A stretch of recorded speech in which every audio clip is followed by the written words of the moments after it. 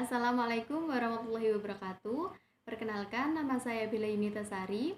Di sini saya akan mencoba menjelaskan tentang biaya perolehan hak atas tanah dan bangunan. Nah, buat teman-teman yang masih bingung apa sih sebenarnya BPHTB itu, simak terus videonya ya. Menurut Undang-Undang Nomor 20 Tahun 2000, BPHTB yaitu biaya perolehan hak atas tanah dan bangunan adalah pajak yang dikenakan atas perolehan hak atas tanah dan atau bangunan. Yang selanjutnya disebut pajak. Nah, jadi dapat disimpulkan bahwasannya BPHTB adalah sama dengan pajak perolehan hak atas tanah dan bangunan. Nah, yang selanjutnya yaitu dasar hukum BPHTB.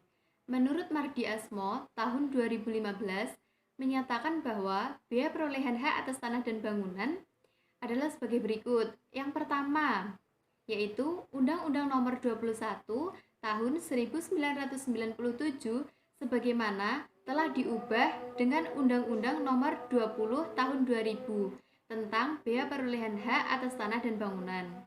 Nah, yang kedua yaitu Undang-Undang Nomor 28 Tahun 2009 tentang pajak daerah dan retribusi daerah.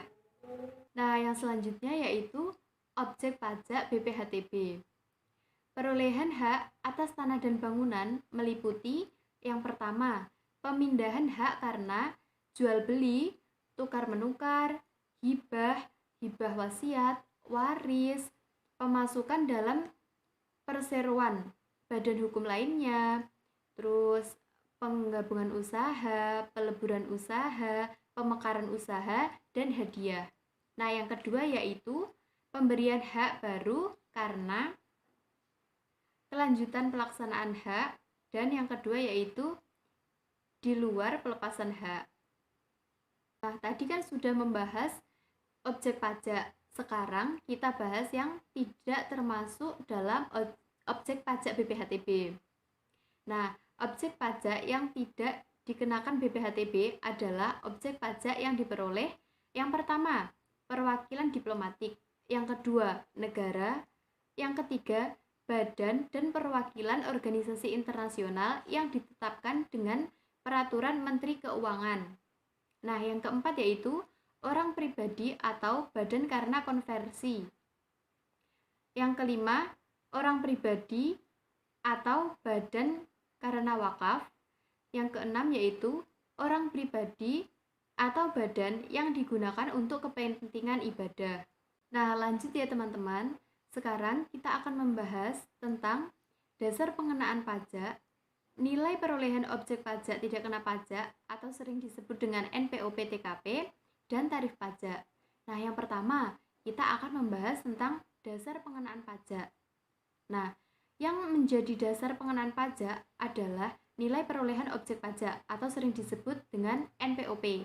Nah, NPOP ini ditentukan sebesar yang pertama, harga transaksi dalam hal jual beli.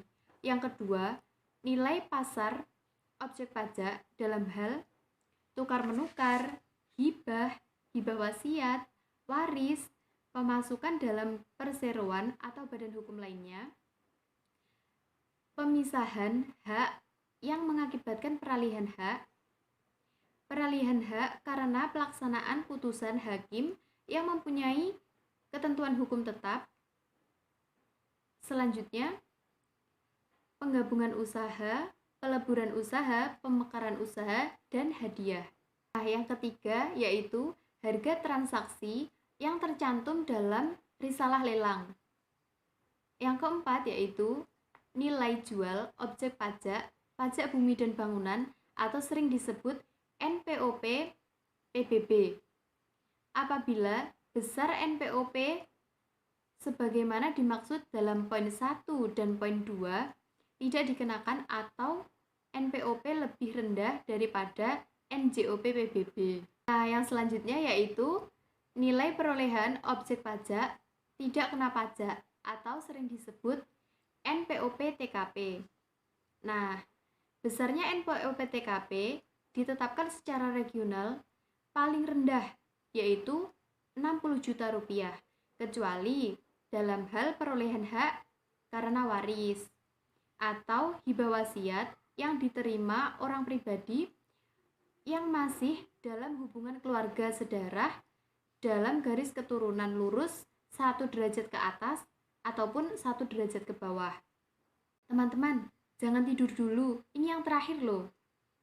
Yang selanjutnya dan yang paling akhir yaitu tarif pajak. Nah, besarnya tarif pajak yang ditetapkan paling tinggi adalah sebesar 5%. Nah, tarif biaya perolehan hak atas tanah dan bangunan ditetapkan dengan peraturan daerah. Nah, peraturan pemerintah nomor 3 tahun 2000 tentang pengenaan BPHTB karena waris dan hibah wasiat adalah sebesar 50% dari BPHTB yang seharusnya terutang. Nah, sekian dulu video dari saya. Kurang lebihnya mohon maaf. Semoga bermanfaat ya teman-teman. Billahi taufik wal hidayah. Wassalamualaikum warahmatullahi wabarakatuh. Sampai jumpa.